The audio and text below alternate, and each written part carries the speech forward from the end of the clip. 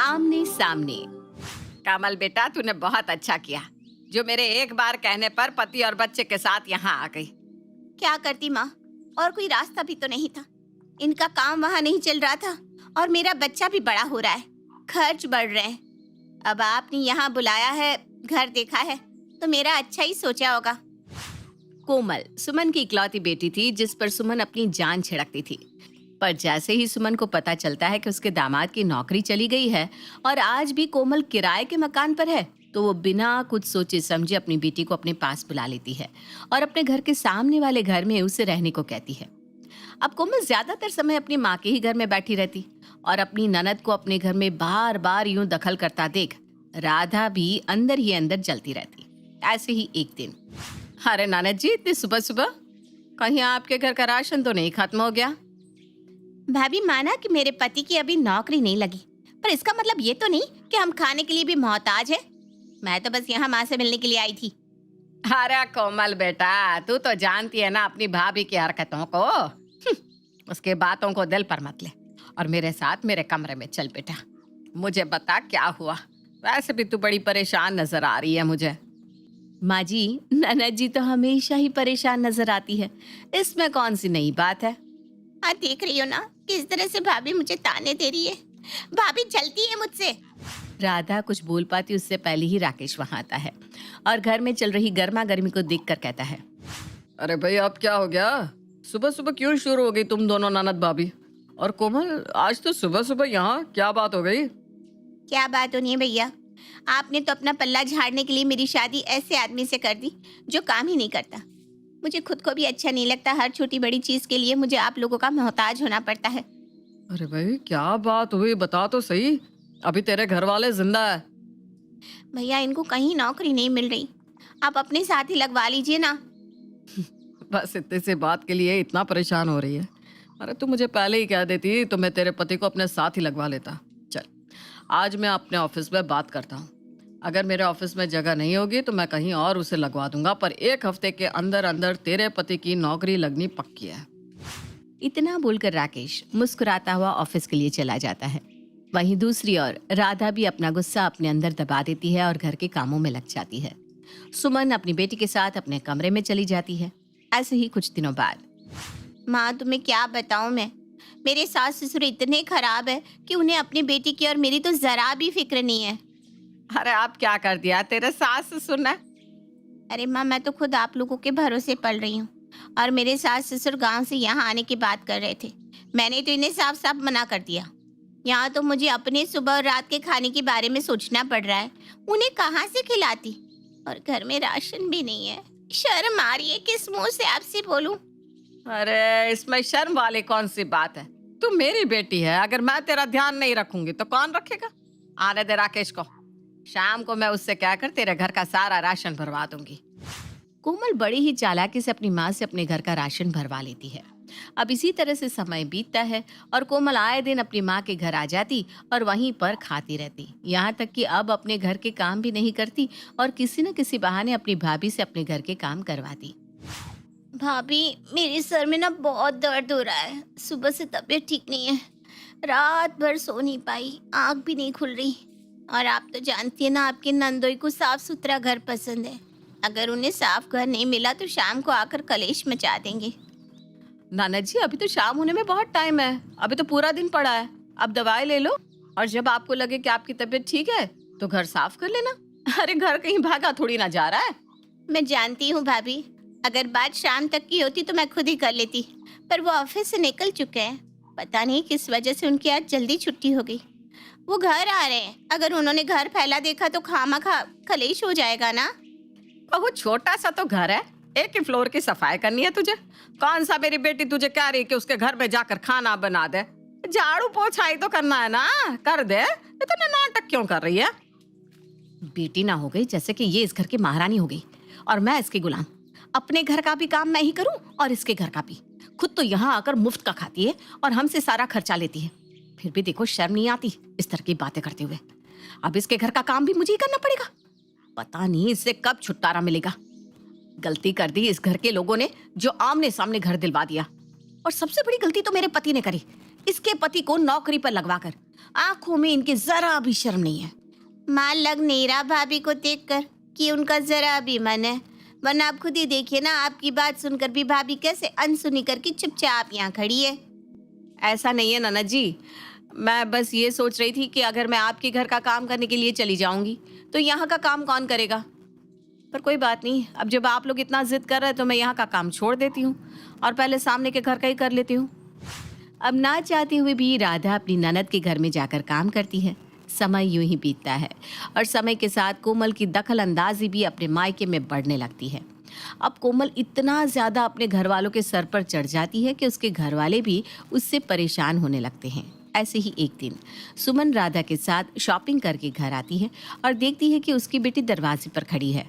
अरे कोमल, तो यहाँ दरवाजे पर क्यों खड़ी है? सब ठीक तो है ना बेटा? कहीं फिर से रात में दामाद जी से लड़ाई तो नहीं होगी तेरी?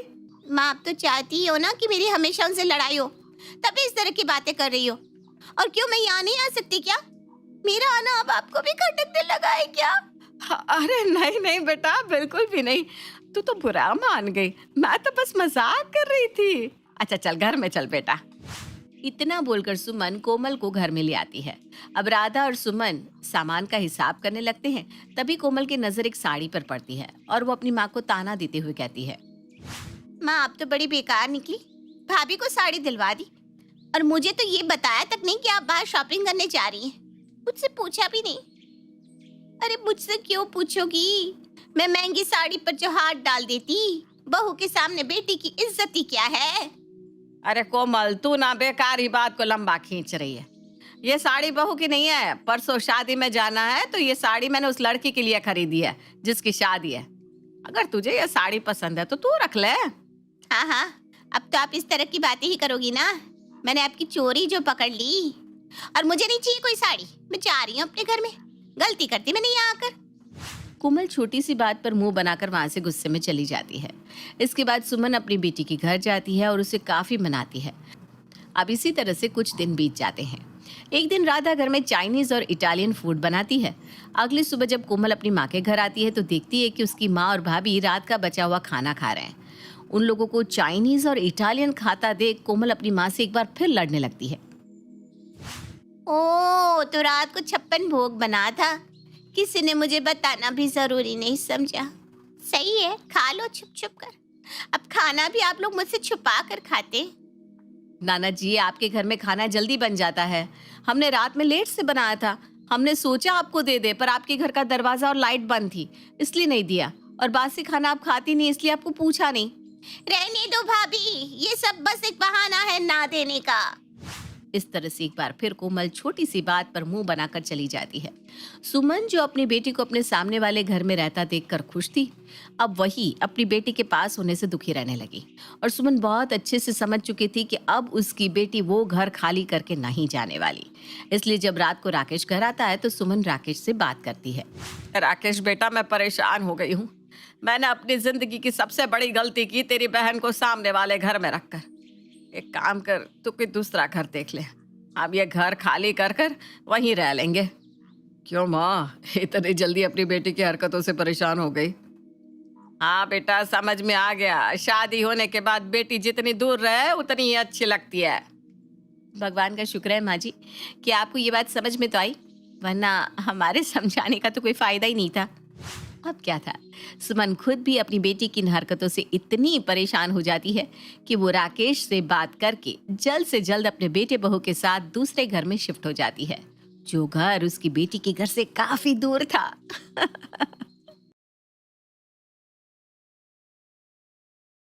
रॉकी, ओ मेरे रॉकी, किधर गया तू? अरे मेरा बच्चा किधर गया तू रॉकी? आओ, ये राम। ये है नायरा और उसका पालतू कुत्ता रॉकी, जिसे वो अपनी जान से भी ज्यादा प्यार करती है और जहां कहीं भी जाती है उसे अपने साथ ले जाती है। नायरा रॉकी को एक जानवर की तरह नहीं बल्कि एक इंसानी बच्चे की तरह पालती है। वक्त आ जाता है नायरा की शादी का, लेकिन वो ससुराल में रॉकी को अपने साथ ले जाती है। पहले 2-3 दिन तो कुछ नहीं होता, लेकिन धीरे धीरे रॉकी की वजह से कई सारी मुसीबतें आने लगती है। अरे बहू, डाइनिंग टेबल पर सब खाने का इंतजार कर रहे हैं। आज की तारीख में हमें खाना नसीब भी होगा या हमें भूखे मारने का इरादा है? हाँ नायरा, जल्दी लाओ ना खाना। पेट में चूहों की जंग छिड़ चुकी है, इतनी जोरों की भूख लगी है।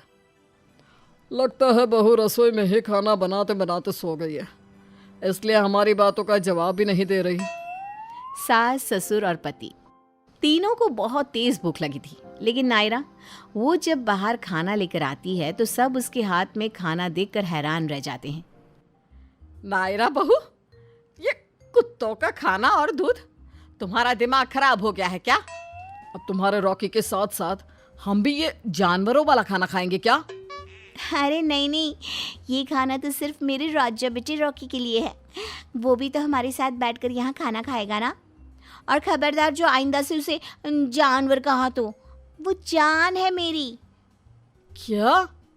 बहू बोर आ गई है। ये तो तब सोचना चाहिए था जब आप अपने शुभ हाथों से कौशिक और नायरा की कुंडलियां मिला रहे थे। अरे सुहासिनी, अब पछताए हो तो क्या जब चिड़िया चुग गई खेत। Rocky, come on my boy. Rocky खुशी से दौड़ते दौड़ते वहां आता है। चल रॉकी, आज तेरा सारा फेवरेट खाना है, खा ले पेट भर के। खास कुत्तों वाली बेकरी से तेरे लिए ये तेरे मनपसंद बिस्किट्स भी लाई हूँ। रॉकी तुरंत ही सारा खाना खाने लगता है। ओ मेरी माँ, अभी तो ला दे हमारे लिए खाना, मुझे दवाइयाँ भी खानी है। सॉरी सॉरी, अभी लाई। हाँ, ससुराल वाले बाद में, लेकिन इस निठल्ले जानवर, उससे टाइम पर मिल गया खाना। पहले ही हफ्ते में ऐसा हाल है, न जाने पूरी उम्र कैसे रहेंगे हम बहू के साथ और इस एक्स्ट्रा मेहमान के साथ। अगले दिन सुहासिनी पूजा पाठ करके सोफे पर बैठी होती है, तब ये क्या है? पूरे घर में इस कुत्ते के बाल गिरे हुए हैं। अभी अभी शंखनाद और अगरबत्ती से घर को महकाया और शुद्ध किया कि लो फैल गई गंदगी। कुत्ता ना कहो ना, रॉकी नाम है इसका, ठीक है। और रही बात बाल गिरने की, तो मैं उसे नहलाने ले जा रही हूँ और घर भी साफ कर दूंगी। आपको तो नहीं करना पड़ेगा ना झाड़ू पोछा, वो तो मैं ही करूंगी ना। तो क्यों दिल मिला रही हो आप खामखा? लोग अपने कोख के बच्चे से भी इतना प्यार नहीं करते जितना तो इस रॉकी से करती है। अरे जरा अपनी घर गृहस्थी, पति, सास, ससुर, इन पर भी ध्यान दे कभी। लेकिन नहीं जी, तुझे तो हर जगह सिर्फ रॉकी ही रॉकी दिखाई देता है। रात में नायरा अपने कमरे में कौशिक से कुछ पैसे मांगती है। कौशिक, मुझे ना कुछ पैसे चाहिए, बहुत जरूरी काम है। ऐसा क्या काम है भाई? अब सवाल जवाब ही करने हैं तो फिर कोई जरूरत नहीं है पैसे देने की, जाओ। अरे बेगम साहिबा, इतना नखरा ना सेहत के लिए हानिकारक है। ये लो, ये मेरा क्रेडिट कार्ड, बस जितना पैसा खर्च करना है कर लो। थैंक यू, पता है तुम वर्ल्ड की बेस्ट बेस्ट बेस्ट हस्बैंड हो। अगले दिन नायरा एक बड़े से महंगे मॉल में जाकर कुत्तों के कपड़े, खाना और उनके खिलौने खरीद कर ले आती है और सारे पैसे खर्च कर देती है। घर लौटने के बाद हाय राम, कितने पैसे खर्च कर दिए, मिट्टी में मिला दिए सारे, वो भी इस रॉकी के लिए।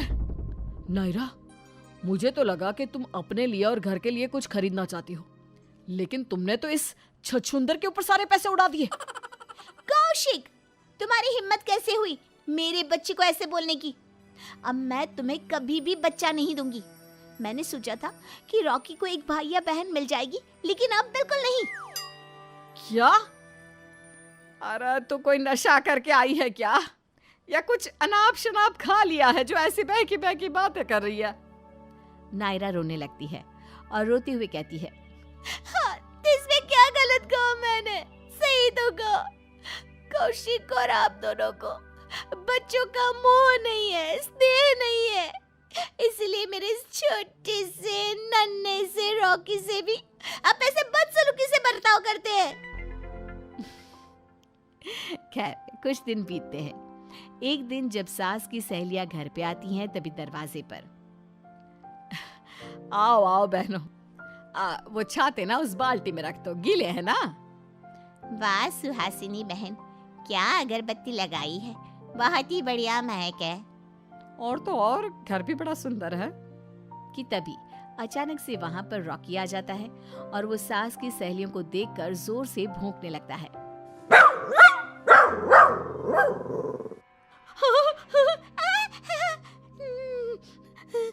नहीं नहीं, ये कुत्ता ये तो हमारी तरफ ही आ रहा है। अरे खड़ी क्या है, भाग यहाँ से। सास की सहेलियां डर के मारे दुम दबाकर भाग जाती हैं, जिससे सुहासिनी को बहुत गुस्सा आता है। फिर शाम में जब नायरा घर से बाहर गई हुई होती है, तभी रॉकी सुहासिनी और प्रेमलाल के कमरे में जाकर उनके बेड पर खेलते वक्त सुसु कर देता है।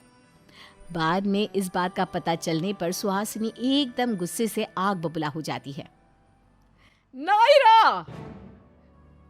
सुहासिनी के चिल्लाने की आवाज सुनकर नायरा, रॉकी, कौशिक और प्रेमलाल सभी घरवाले भागे दौड़े उसके पास आते हैं। क्या हुआ माँ? हाँ सुहासिनी, क्या बात है? टेल सासू माँ, फटाफट बोलो, इतना सस्पेंस मत बनाओ। मुझे रॉकी को पार्क भी तो घुमाने ले जाना है ना फिर। अरे आग लगे तेरे पार्क को, तेरे इस रॉकी ने मेरा बिस्तर गिला कर दिया। ये देख, ये क्या है? इसे छोड़ा किसी सड़क पे या आश्रम में, नाक में दम कर रखा है इसने। छी छी छी छी, अब मैं इस बिस्तर पर नहीं सोऊंगा। कौशिक बेटा, वो गेस्ट रूम की एसी ठीक करवा दे, मैं अब से वहीं पर सोऊंगा। लेकिन मेरे रॉकी ने ये जानबूझकर थोड़ी ना किया है। हाँ हाँ, तेरे रॉकी पर तो हीरे मोती जड़े हुए हैं ना, वो तो कुछ जानबूझकर कर ही नहीं सकता। अब तक 3 कांच के बर्तन टूटे हैं इसकी वजह से। कौशिक के पापा का चश्मा तोड़ा, रसोई में, हॉल में, आंगन में, छत पे कोई कोना नहीं छोड़ा गंदगी फैलाने का। और भी बड़ी लंबी लिस्ट है इसकी गलतियों की, गिनवाऊं क्या? मुझे तो ना आप लोगों से बात ही नहीं करनी। हमेशा मेरे बेटे को डांटते रहते हो, जैसे कि कोई नन्हा बच्चा घर पे गंदगी फैलाता ही नहीं। मेरे रॉकी ने क्या कर दिया, राय का पहाड़ बना लिया आपने तो। दिन बीतते गए और रॉकी की वजह से घर में आए दिन परेशानियां बढ़ती जाती हैं। एक दिन जब घर पर सुहासिनी अकेली होती है, तभी चलो जरा मंदिर में दिया लगा दूं और शाम के भोग की तैयारी कर लूं। सुहासिनी जैसे ही कुछ करने जाती है, उसे अचानक से सब धुंधला धुंधला दिखाई देने लगता है और वो चक्कर खाकर गिर जाती है। तभी वहां पे रॉकी आता है और वो सुहासिनी को बेहोश पड़ा देखकर तुरंत गली के बाहर वाले क्लिनिक पर भागा भागा जाता है और डॉक्टर के सामने जाकर जोर जोर से भौंकने लगता है। अरे ये कुत्ता इतना भौंक क्यों रहा है? और इसे मेरे कैबिन के अंदर किसने आने दिया? ये तो मेरी मॉम की फ्रेंड सुहासिनी आंटी की बहू का कुत्ता है। काफी समझदार, शांत और प्यार भरे स्वभाव का है। अगर ये ऐसा कर रहा है तो मतलब इसके पीछे कोई ना कोई बात जरूर होगी। मैं इसे वापस छोड़कर आती हूँ। अब नर्स रॉकी को छोड़ने उसके घर आती है तो वहाँ सुहासिनी को बेहोश देख तुरंत डॉक्टर को फोन करके वहाँ बुला लेती है, जिसके बाद वो उसे वहाँ से हॉस्पिटल ले जाते हैं और उसके घर वालों को भी इन्फॉर्म कर देते हैं। क्या हुआ डॉक्टर, प्लीज बताइए, मेरी माँ ठीक तो है ना? जी, सुहासिनी जी की तबीयत बिल्कुल ठीक है। उन्हें माइनर अटैक आया था और अगर वक्त पर उन्हें हॉस्पिटल नहीं लाया जाता तो मामला और भी गंभीर हो जाता, और इसका श्रेय जाता है इस क्यूट से कुत्ते को। इसी ने हमारे पास आकर हमें इन्फॉर्म किया और टाइम पर सुहासिनी जी की जान बच गई। क्या? सुहासिनी को घर लाया जाता है और सभी अब तक आश्चर्यचकित ही बैठे थे कि रॉकी ने इतना बड़ा काम कैसे कर लिया। नायरा बहू, मैं गलत थी। रॉकी वाकई में बहुत समझदार है। आज उसी की वजह से मेरी जान सही सलामत है। बहुत बहुत धन्यवाद तुम्हारे रॉकी का। हाँ बहू, शुक्रिया। वो सच कहते हैं, कुत्ते जैसा वफादार और कोई नहीं। शायद तुम्हारे और रॉकी का कोई पिछले जन्म का नाता होगा, इसलिए भगवान ने तुम्हें इसकी मम्मा बनाया। सो सॉरी रॉकी को भला बुरा बोलने के लिए। लेकिन अब रॉकी भी इस घर का सदस्य है, वो भी सबसे महत्वपूर्ण है। अपने परिवार को इस तरह रॉकी के लिए प्यार जताते देख नायरा की आंखें भर आती है। थैंक यू तो मुझे आप लोगों को बोलना चाहिए। फाइनली आप सबने रॉकी को अपना ही लिया। थोड़ा सा बदमाश है लेकिन उतना ही प्यारा भी तो है। ये मेरा हीरो है। लव यू मेरे शेर पुत्र रॉकी। इस तरह बहू का कुत्ता वक्त के साथ सबके दिलों की धड़कन बन जाता है और सभी रॉकी को खूब प्यार देते हैं और एक साथ खुशी से और स्नेह से रहते हैं।